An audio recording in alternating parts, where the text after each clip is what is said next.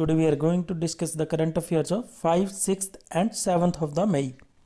तो थोड़ी परेशानी चली थी हेल्थ की, उसकी वजह से जो है वो आपके करंट अफेयर्स लेट हो गए हैं। तो चलिए डिस्कस करते हैं। तो world press freedom day is celebrated on which day? तो ये सेलिब्रेट जो किया जाता है ये किया जाता है 3rd ऑफ द मई को। फर्स्ट डे को आपका लेबर डे मनाया जाता है, 2nd मई को आपका वर्ल्ड अस्थमा डे जो है मनाया जाता है, और 3rd मई को जो है प्रेस फ्रीडम डे जो है वो मनाया जाता है। अगर बात करें वर्ल्ड प्रेस फ्रीडम डे की, तो इसकी जो थीम है वो है आपकी freedom of expression as driver for all other human rights. और ये फर्स्ट टाइम जो है वर्ल्ड प्रेस फ्रीडम डे जो है मनाया गया था 1993 को। और उसके बाद जो है इस साल जो ये वर्ल्ड प्रेस फ्रीडम डे जो मनाया गया है ये कहाँ मनाया गया है? यूनाइटेड नेशन के हेडक्वार्टर जो कि कहाँ पे है? न्यूयॉर्क में है।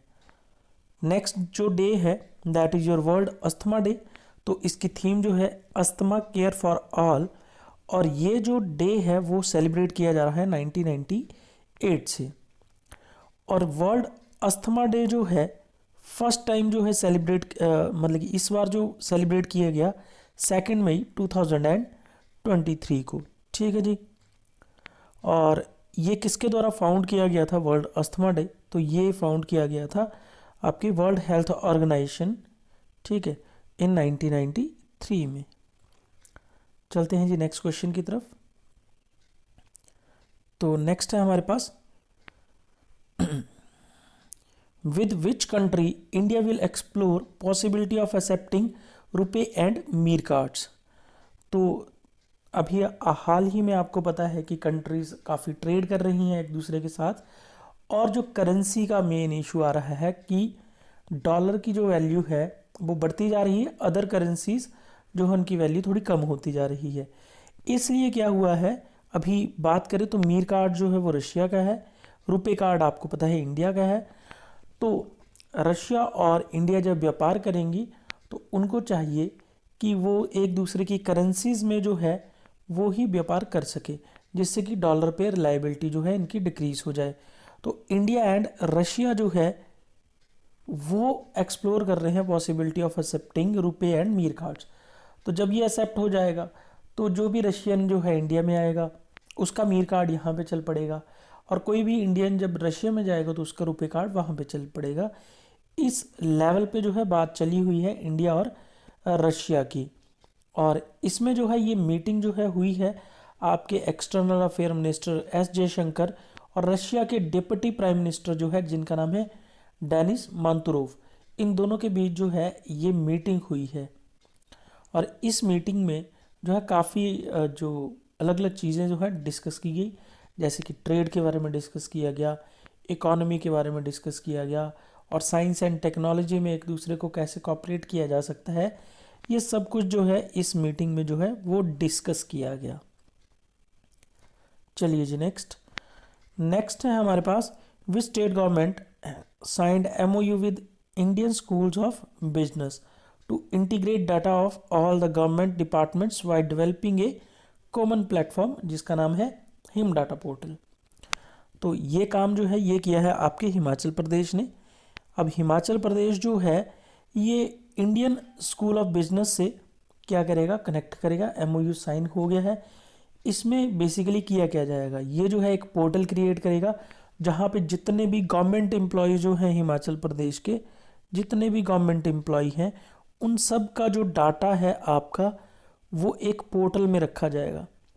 और इसका यूज़ जो है वो बाद में जो है गवर्नमेंट एम्प्लॉयज़ का जो है डाटा पूरा का पूरा सेव हो जाएगा। उसके बाद इसको एनालाइज किया जाएगा, मतलब हर बार जहाँ पे भी इसकी ज़रूरत पड़ेगी, जैसे TA किसी पर्टिकुलर एक ग्रुप का बढ़ाना है तो उसके लिए वो काम आ जाएगा। ठीक है, फिर अलग अलग जो डिपार्टमेंट्स हैं उनमें क्या क्या आर्टिफिशियल इंटेलिजेंस लगा के पता किया जा सकता है कि किस में कौन सी पॉलिसी है, अगर अलग से पॉलिसी बनानी है तो उसके बारे में भी पता लग जाएगा। तो ये काफ़ी अच्छे से जो है हमारी स्टेट गवर्नमेंट जो है उसे बेनिफिट करेगा हिम डाटा पोर्टल। तो ये काफ़ी अच्छी न्यूज़ है। तो इसका जो MOU है वो साइन हो चुका है हिमाचल प्रदेश की गवर्नमेंट का किसके साथ, इंडियन स्कूल ऑफ बिजनेस के साथ। अब चंबा के जो हमारे डिप्टी कमिश्नर है, डीसी हैं, उन्होंने एक पहल स्टार्ट की है, क्या है, तंबाकू फ्री, ठीक है, विद द नेक्स्ट 3 मंथ्स। इसमें क्या करेंगे, जो एजुकेशनल इंस्टीट्यूट्स हैं उनके नज़दीक जो है तंबाकू के जो भी शॉप्स खुली हुई हैं उन्हें जैसे बाय रूल जो है उससे एक्स्ट्रा, ठीक है, उसको अवॉइड करते हुए अगर कोई शॉप्स खुली हैं तो उनको बंद करवाया जाएगा। और ये कदम जो है डीसी ऑफ चंबा किस स्कीम के अंडर या किस परमिशन के अंडर लगा रहे हैं, तो वो है नेशनल टोबैको कंट्रोल प्रोग्राम के अंडर। तो इसके अंडर जो है टोबैको फ्री जो है एजुकेशनल इंस्टीट्यूट्स को कर रहे हैं डीसी ऑफ चंबा। नेक्स्ट है, in which state union territory science 20 engagement group meeting जो है वो हुई है on universal holistic health under the India's G20 presidency was held. तो आपको पता है G20 की अलग अलग मीटिंग्स हो रही हैं, तो साइंस 20 एंगेजमेंट ग्रुप मीटिंग जो है वो कहाँ पे हो रही है, तो ये हो रही है आपकी लक्षद्वीप में। और आपको मैंने बताया है टूरिज़्म की कहाँ पे हो रही है, तो टूरिज़्म की आपकी श्रीनगर में हो रही है। फिर नेशनल हेल्थ मिशन के रिगार्डिंग कहाँ पे हो रही है, तो वो गोवा में हो रही है। और फॉसिल फ्यूल्स और टेक्निकल कॉरपोरेशन के अंडर जो G20 की मीटिंग हो रही है वो धर्मशाला में हो रही है। और वैसे ही आपकी G20 एंगेजमेंट ग्रुप मीटिंग कहाँ पे हो रही है साइंस की, तो वो लक्षद्वीप में हो रही है। तो इसमें क्या डिस्कस किया जाएगा, जो ये आपकी G20 हो रही है लक्षद्वीप में, तो इसमें जो है आपकी बेसिकली आईटी पे चर्चा होगी, डिपार्टमेंट ऑफ आईटी पे, ठीक है, उसकी रिसर्च कैसी रहेंगी, ठीक है, उसको टेक्निकल सपोर्ट कहाँ से मिलेगा, तो ये सारा कुछ जो है इस आपकी साइंस 20 में जो है वो डिस्कस किया जाएगा, ठीक है। और इसमें जो है एक और चीज़ जो है वो एक्नॉलेज की जाएगी, that is your cultural diversity. मतलब कि अलग अलग कल्चर होते हैं, अलग अलग डाइवर्स जो है कल्चर है हमारे इंडिया में, तो उसको भी जो है इसके थ्रू प्रमोट किया जाएगा। चलते हैं जी next. Recently which Indian navy ship arrived at Singapore to participate in the inaugural ASEAN India maritime exercise. तो एशियान इंडिया मैरीटाइम एक्सरसाइज जो है चली हुई है, इसमें इंडिया का कौन सा जो है नेवल शिप जाएगा, तो ये जाएगा option number B, INS Satpura and Delhi. तो option number B is the right answer.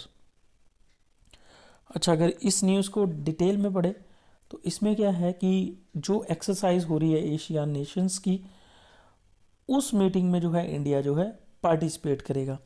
अब बात करते हैं एशियन नेशंस के लिए जो एक ट्रिक है वो क्या है, तो वो है आपका MBBS क्लिप टीवी। MBBS ये काफ़ी इम्पोर्टेंट है, क्लिप टीवी। तो ये 10 नेशंस जो हैं वो एशियन ग्रुप में है। M stands for Malaysia, B stands for Burma जिसको म्यांमार भी बोलते हैं, B stands for Brunei, S stands for Singapore, C stands for Cambodia, L stands for Laos, I stands for Indonesia, P stands for Philippines, T stands for Thailand and V stands for Vietnam. तो ये countries हैं Asian और इनकी जो है naval exercise हो रही है, और इसमें जो है इंडिया के INS सतपुड़ा एंड दिल्ली जो है वो आपका पार्टिसिपेट करेंगे, ठीक है जी। और ये जो एक्सरसाइज हो रही है वो 2 मई से लेके 8 मई को, मतलब कि आज का दिन जो है वो एंड हो जाएगी। नेक्स्ट है, according to RBI which state has topped the list of states with highest market borrowings. तो सबसे ज़्यादा मार्केट से बोरो जो कर रहा है वो कौन सा स्टेट कर रहा है, तो RBI ने इसकी जो है सूची जो है वो जारी की है। तो इसके अकॉर्डिंग जो आपका स्टेट है तमिलनाडु, ये सबसे ज़्यादा बोरिंग के केस में नंबर 1 पे है। तो option number B, that is your Tamil Nadu. और तमिलनाडु जो है लगातार तीसरे साल जो है इस लिस्ट में जो है वो टॉप कर रहा है। तमिलनाडु के जो फाइनेंस मिनिस्टर उन्होंने बताया कि तमिलनाडु ने जो बोरो किया है वो किया है 1,43,197 करोड़ 2022-23 के ड्यूरेशन में जो है इन्होंने ये लोन लिया है, बोरोइंग की है मार्केट से। तो ये काफ़ी ज़्यादा और ये लगातार जो है यहाँ पे टॉप करता जा रहा है तमिलनाडु। चलते हैं जी नेक्स्ट क्वेश्चन की तरफ। नेक्स्ट है, recently which state cabinet approved extension of sponsorship agreement of Indian hockey teams for 2022-23। तो एक्चुअल में क्या है कि हॉकी को सपोर्ट करने के लिए जो ओडिशा की एक कंपनी थी जिसका नाम था OMC means Odisha mining corporation, तो वो हर बार क्या करती थी, हमारी हॉकी को स्पॉन्सर करती थी। तो इस केस में भी जो रिसेंटली एक्सटेंशन किया है वो भी उसी कंपनी ने किया है। तो Odisha is the right answer. तो ओडिशा की एक कंपनी है ओएमसी मतलब कि ओडिशा माइनिंग कॉरपोरेशन। इसने 2018 से 2023 तक 5 सालों के लिए जो है वो स्पॉन्सर किया हुआ था इंडियन हॉकी को, चाहे वो मेन कैटेगरी में, विमेन कैटेगरी में, सीनियर कैटेगरी या फिर जूनियर कैटेगरी, इन सबको। तो 2023 में इनका करार जो है वो ख़त्म हो रहा था। अब क्या किया, ओएमसी ने दोबारा से जो है एक्सटेंशन दे दी है। तो इस केस में उन्होंने एक अमाउंट जो है जारी किया है जिसका नाम, जो अमाउंट है 434.12 करोड़, इतना जो है दोबारा से इन्होंने एक्सटेंशन करते हुए जो है ये अमाउंट जो है जारी किया है इंडियन हॉकी के लिए। और इस बार जो है ये किया है इंडियन मैन और इंडियन वुमेन हॉकी टीम्स के लिए। नेक्स्ट क्वेश्चन है हमारे पास, which personality has recently conferred with the Shatabdi Purush मतलब कि man of the century title. तो ये जो है वो है पंडित रामकिशन, जो आप पिक्चर में देख पा रहे हैं। ये एमपी हैं मतलब कि मेंबर ऑफ पार्लियामेंट जो हैं वो रह चुके हैं। और इन्हें यह अवार्ड क्यों दिया गया, तो इन्हें ये अवार्ड जो है क्योंकि इन्होंने जो है फाइट किया था ट्राइबल्स के राइट्स के लिए, दलित के और पुअर के राइट्स के लिए, और इसके लिए ये जो है वो जेल में भी रहे थे। इस वजह से इन्हें ये अवार्ड जो है दिया गया, शताब्दी पुरुष। अच्छा, शताब्दी पुरुष जो है किसकी याद में दिया जाता है, तो वो एक एमपी थी, मधु लिमाय। ठीक है, मधु लिमाय। इनकी जो बर्थ सेलिब्रेशन को सेलिब्रेट करने के लिए जो है यह अवार्ड दिया जाता है शताब्दी पुरुष। और किसे दिया गया, पंडित रामकृष्ण को। तो दोनों ही क्वेश्चन आई होप कि आपको क्लियर हो गए होंगे। चलिए जी नेक्स्ट है, a book called collective spirit concrete action has been released at the 100th episode of Mann Ki बात। इट इज़ ऑथर्ड बाई हुम। तो ये किया गया है option number C, that is your Shashi Shekhar Vempati. तो ये बुक जो है वो इनके द्वारा जो है लिखी गई है और रिलीज़ की गई है 100th episode of Mann Ki बात। ठीक है जी। अब इसमें जो है ऑथर ने कहा है कि जो मन की बात है वो कम्बिनेशन है पावर ऑफ रेडियो का और विज़न ऑफ नेशनल लीडर, इसमें जो बताया गया है। तो इन्होंने बताया है इस बुक में जो है 15 चैप्टर्स हैं। ठीक है, इसमें जो बताया गया है आपके जो भी आपके ग्रास रूट लेवल पे जो चेंज हुए हैं आपकी इंडियन इकोनॉमी में या इंडियन सिस्टम में, उसके बारे में जो है एक्सप्लेनेशन की गई है इसमें। नेक्स्ट क्वेश्चन है हमारे पास, which company has recently signed a supplementary joint venture agreement with nuclear power corporation of India, जिसका नाम है NPCIL मतलब कि nuclear power corporation of India, for the development of nuclear power projects. तो nuclear power projects के लिए किसके साथ जो है वो जॉइंट वेंचर किया है, तो ये किया है आपकी NTPC के साथ, जिसकी फुल फॉर्म है नेशनल थर्मल पावर कॉरपोरेशन। तो आपको पता है NTPC जो है एक पावर कंपनी है और इसने NPCIL मतलब कि nuclear power corporation of India limited के साथ जो है वो MOU साइन किया है। अब हमारा इंडिया जो है वो क्लीन एनर्जी जो है वो टारगेट जो है अटेन करना चाहता है और 2030 तक इसका जो टारगेट है वो कितना है 20 गीगावाट। तो 20 गीगावाट का जो टारगेट है हमारी इंडिया का है क्लीन एनर्जी का 2030 तक। इसको जो है अचीव करने के लिए एनटीपीसी एक अहम रोल जो है वो प्ले करेगा, और इस एनटीपीसी ने ही जो है इसके साथ जॉइंट वेंचर किया है एनपीसीआईएल के साथ। और इंडिया, आपसे ये भी क्वेश्चन पूछा जा सकता है इंडिया के बारे में कि नेट जीरो एमिशन जो है वो इंडिया ने टारगेट कौन सा सेट किया है, कि कब तक इंडिया जो है क्लीन एनर्जी पर ही पूरा का पूरा टोटली डिपेंडेंट हो जाएगा। तो ये किया है आपका 2070 तक। तो 2070 तक जो है वो नेट जीरो एमिशन जो है वो इंडिया करेगा, ये इनका एम है। तो नेक्स्ट है हमारे पास according to the national manufacturing innovation survey 2021-22 का जो है released in May, which state has top the Indian manufacturing innovation index, मतलब कि IMII, मतलब कि इंडियन मैन्युफैक्चरिंग इनोवेशन इंडेक्स जो है वो किस स्टेट ने जो है टॉप किया है, तो ये किया है आपके option number D, that is your Karnataka. तो कर्नाटका जो है इसने जो है टॉप किया है इंडियन मैन्युफैक्चरिंग इनोवेशन इंडेक्स में। तो सबसे ज़्यादा जो है इनोवेशन यही करता है कर्नाटका, जिसका जो स्कोर है वो है 33.41। और इसी के साथ जो सेकंड नंबर पे है वो है दादरा नगर एंड तीसरे नंबर पे है दमन एंड द्वीप। अगर हम बात कर दें स्टेट्स के बारे में तो दूसरे नंबर पे जो है वो है तेलंगाना और तीसरे नंबर पे तमिलनाडु। तो कर्नाटका, तेलंगाना एंड तमिलनाडु। अगर आप यूटीज को भी कंसीडर करते हैं तो आपकी जो ऑप्शन है वो आएगी Karnataka, Dadra Nagar Haveli and Daman and द्वीप।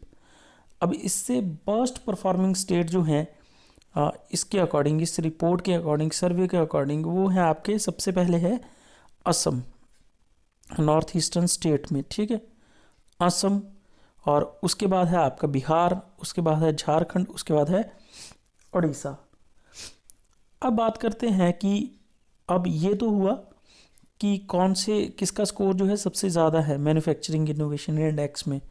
अब ये है सबसे ज़्यादा इनोवेशन जो है किस, जैसे कोई कंपनीज है, इनोवेटिव कंपनीज किस स्टेट में सबसे ज़्यादा हैं, तो वो है आपके सबसे ज़्यादा जिस स्टेट में है तो वो है तेलंगाना में सबसे ज़्यादा है 46.18%। कर्नाटका में इससे कम है, फिर भी ये टॉप कर रहा है इसमें। और तीसरे नंबर पे है तमिलनाडु। और बात करें कि सबसे कम कहाँ पे हैं कंपनीज इनोवेटिव, तो वो है झारखंड, ठीक है, इसने टॉप किया है। और अगर हिल स्टेट्स में बात करें तो टॉप पे है उत्तराखंड स्टेट, ठीक है जी। तो चलते हैं जी next. India has signed an MOU with which country on industrial research and development corporation with focus on several key technology areas. तो इसका आंसर जो है वो है ऑप्शन नंबर डी। तो इंडिया ने जो है MOU साइन कर लिया है आपके इजराइल के साथ, किसके लिए, industrial research and development corporation के लिए। मतलब इंडस्ट्री की रिसर्च, इंडस्ट्री को जो रिसर्च है उसमें भी हेल्प करेगा इजराइल, और जो भी हम डेवलपमेंट करेंगे उसमें भी जो है इजराइल जो है हमारी हेल्प करेगा। अच्छा, इनके अंडर जो सेक्शन आएंगे, जो कैटेगरीज आएंगी, वो है एरोस्पेस में काम करेंगे दोनों मिलके, इलेक्ट्रॉनिक्स इंस्ट्रूमेंटेशन में काम करेंगे, सिविल में काम करेंगे, इंफ्रास्ट्रक्चर में काम करेंगे, और इंजीनियरिंग एनवायरनमेंट में काम करेंगे, माइनिंग में काम करेंगे, केमिकल्स में काम करेंगे, पेट्रोकेमिकल्स में काम करेंगे, एंड एग्रीकल्चर में काम करेंगे। तो इंडिया और इजराइल जो है बेसिकली लगभग ऑल फील्ड्स में जो है एक दूसरे की हेल्प करेंगे।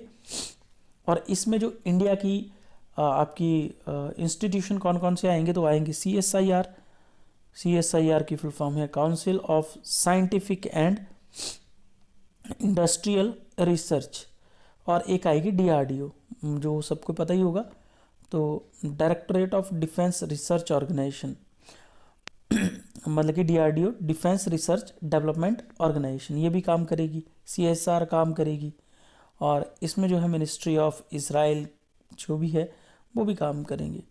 तो ये सारे मिलके जो हैं वो स्टार्टअप्स को प्रमोट करेंगे इन फील्ड्स में, और बेटर टेक्नोलॉजी जो है वो अडेप्ट करेंगे। जिस भी कंट्री में बेटर टेक्नोलॉजी उस भी चीज़ के बारे में होगी तो उसको अडेप्ट किया जाएगा। Who has become the 11th women to in India to achieve international masters. तो 11वीं वुमेन जो है वो कौन बन गई ही हैं जिन्होंने इंटरनेशनल मास्टर टाइटल जो है वो गेट किया है, तो वो है आपकी वंतिका अग्रवाल। ठीक है, option number A is the right option. तो वंतिका अग्रवाल जो हैं ये इंडियन वुमेन टीम में, मतलब कि इंडियन वीमेन रैंकिंग में नंबर 3 पे हैं, और ये एक चेस प्लेयर हैं। इन्होंने जो है इंटरनेशनल मास्टर्स का जो टाइटल है वो जीता है, और अभी तक इन्होंने 4 जो है इंटरनेशनल टूर्नामेंट जो है वो खेले हैं। अभी इनके पास टोटल जो चेस चैम्पियनशिप के फाइट के जो रेटिंग पॉइंट्स हैं वो है 61 पॉइंट्स हैं। और अभी हाल ही में इन्होंने जो है वो इंटरनेशनल मास्टर्स खेला था, और इन्हें जो है ब्रॉन्ज मेडल जो है वहाँ पे नेशनल वुमेन्स चैम्पियनशिप जो कोल्हापुर में हुई है उसमें ये मिला है। ठीक है, तो नेक्स्ट चलते हैं। तो ये थे आज के करंट अफेयर्स। अभी 8 और 9 जो है मई के करंट अफेयर्स आज ही आपको मिल जाएंगे आज। तो फिर आज के लिए thank you all for attending my lecture, and that's all for the day.